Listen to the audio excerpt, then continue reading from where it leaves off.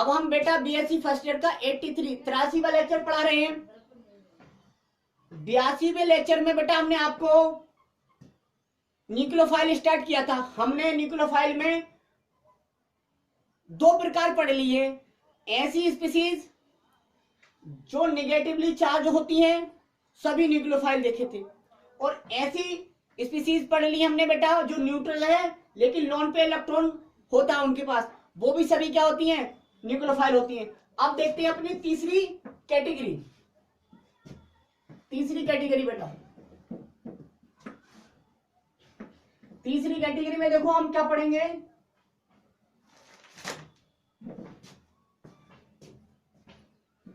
तीसरी कैटेगरी में आप देखेंगे organometallic compounds.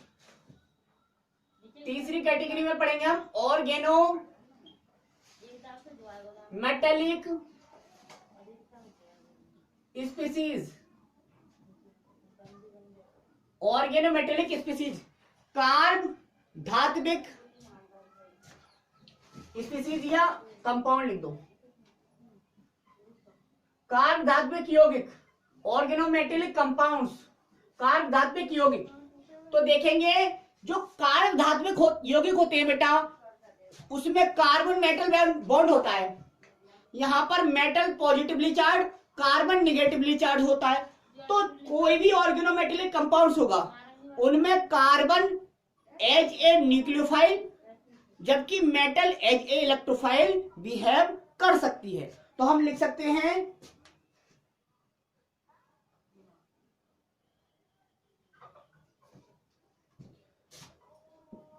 All organometallic compounds, all organometallic compounds, सभी ऑर्गेनो मेटेलिक कंपाउंड्स में कार्बन कार्बन सेंटर न्यूक्लियोफाइल की तरह बिहेव कर सकता है, जबकि मेटल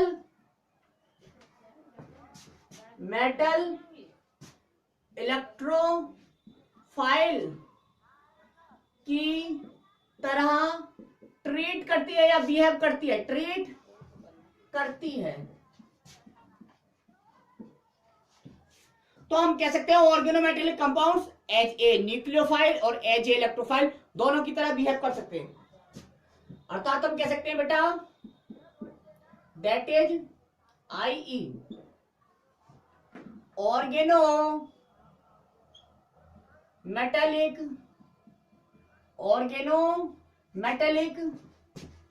कंपाउंड्स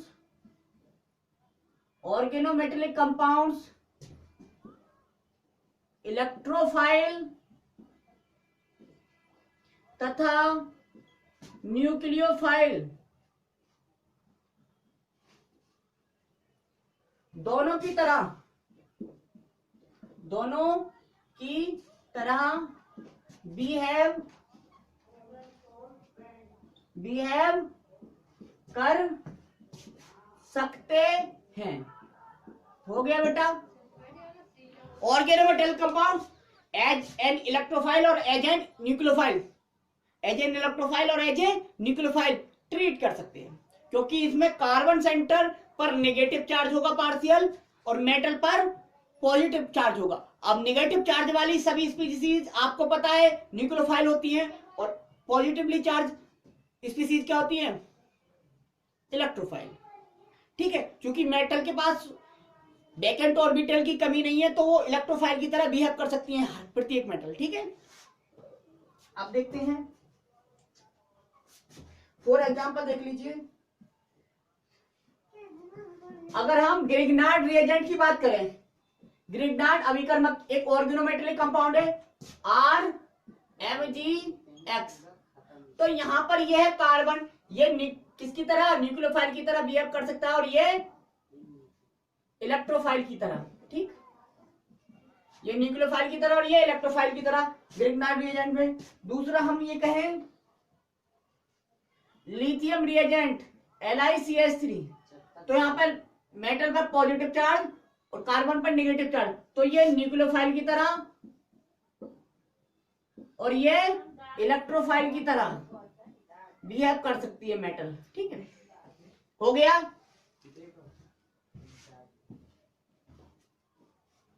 आगे देख लेते हैं बेटा, फोर्थ क्लास देख लेते हैं बेटा। फोर्थ क्लास, फोर्थ कैटेगरी या fourth class,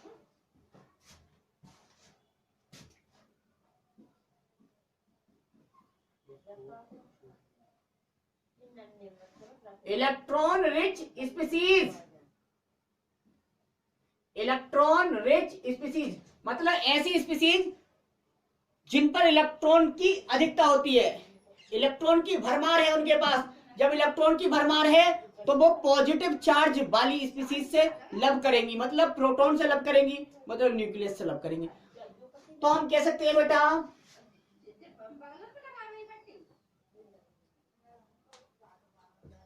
electron rich species सभी क्या होती हैं, सभी इलेक्ट्रॉन रिच स्पीसीज न्यूक्लियोफाइल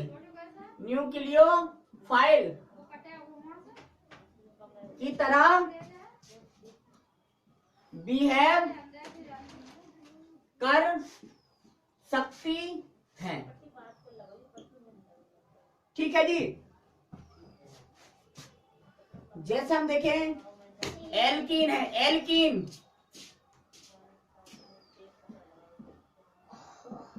यहां पर पाई इलेक्ट्रॉन डेंसिटी अधिक है। पाई इलेक्ट्रॉन डेंसिटी अधिक होने का मतलब है कि यहां पर ये इलेक्ट्रॉन रिच है और इलेक्ट्रॉन रिच स्पीसीज न्यूक्लियोफाइल की तरह ट्रीट कर सकती है। तो एल्कीन क्या होती है, सॉरी न्यूक्लियोफाइल होती है, इलेक्ट्रोफाइल गलती से लेकर गया, न्यूक्लियोफाइल की तरह ट्रीट कर सकती हैं। ठीक है, इस तरह से अगर हम बेंजीन की बात करें, बेंजीन तो बेंजीन में पाई इलेक्ट्रॉन डेंसिटी अधिक है, मतलब इलेक्ट्रॉन रिच स्पीसीज है। अब इलेक्ट्रॉन रिच स्पीसीज है, इसका मतलब क्या हुआ कि ये भी न्यूक्लियोफाइल की तरह बिहेव कर सकती है। इसलिए जब ये खुद न्यूक्लियोफाइल है तो ये इलेक्ट्रोफाइल से अटैक करेगी, सॉरी रिएक्ट करेगी। तो हम देखते हैं कि बेंजीन की कैरेक्टरिस्टिक रिएक्शन होती है इलेक्ट्रॉन सब्स्टिट्यूशन रिएक्शन, क्योंकि वहां पे इलेक्ट्रोफाइल से रिएक्ट करती है बेंजीन, क्योंकि ये खुद न्यूक्लियोफाइल है। तो ये एग्जांपल हो गए। अब देख लेते हैं नेक्स्ट कैटेगरी। ठीक है,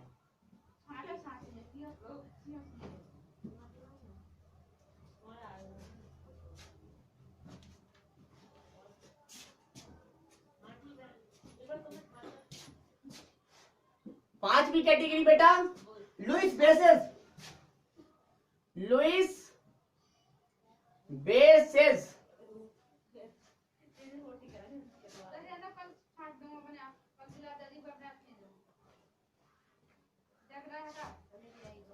तो इसमें लिखेंगे सभी लुईस बेसेस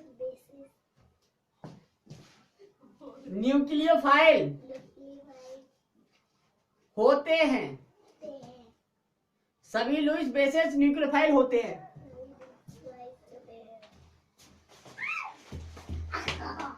मैं तुम्हें छोड़ूंगी नहीं। सभी लुईस बेसेस न्यूक्लियोफाइल होते हैं। ठीक है बेटा, सभी लुईस बेसेस न्यूक्लियोफाइल होते हैं। Sorry,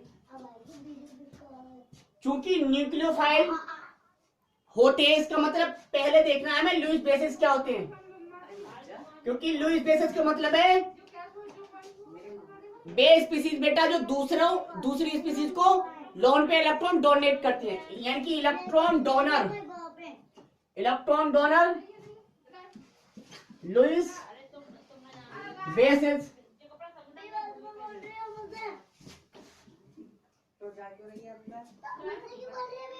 lawn pair electron donor Lewis bases कहलाते हैं। अब न्यूक्लियोफाइल भी होते हैं क्या, इलेक्ट्रॉन डोनर।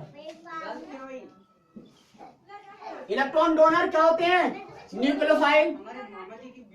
न्यूक्लियोफाइल न्यूक्लियोफाइल हो गया। तो हम कह सकते हैं बेटा सभी लुईस बेसेस न्यूक्लियोफाइल होते हैं। अब जितने भी लुईस बेसेस हैं सभी न्यूक्लियोफाइल होंगे। खत्म, सिंपल।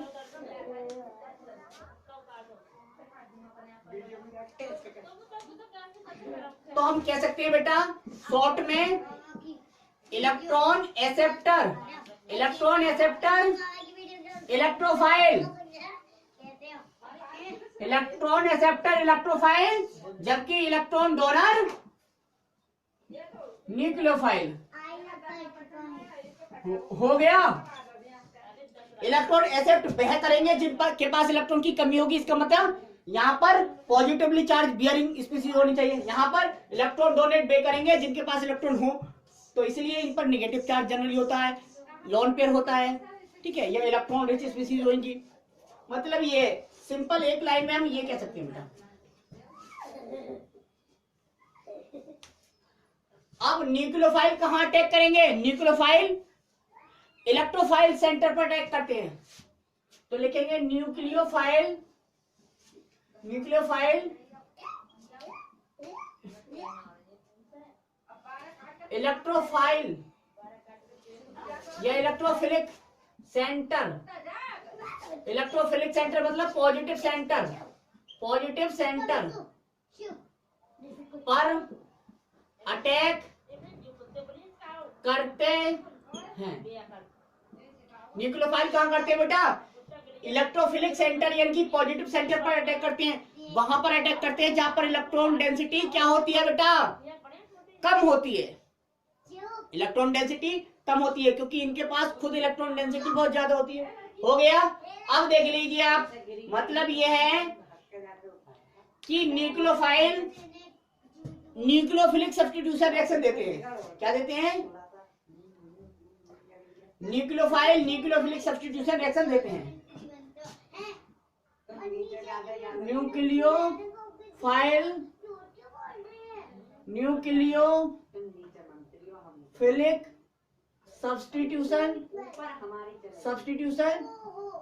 रिएक्शन देते हैं। हो गया बेटा, ये हो गया।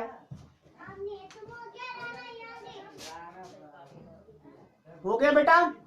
तो ये था आपका न्यूक्लियोफाइल के बारे में। अब देखियो,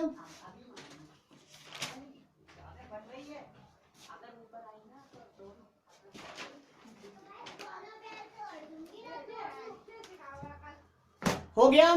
तो बस इतना ही के बारे में।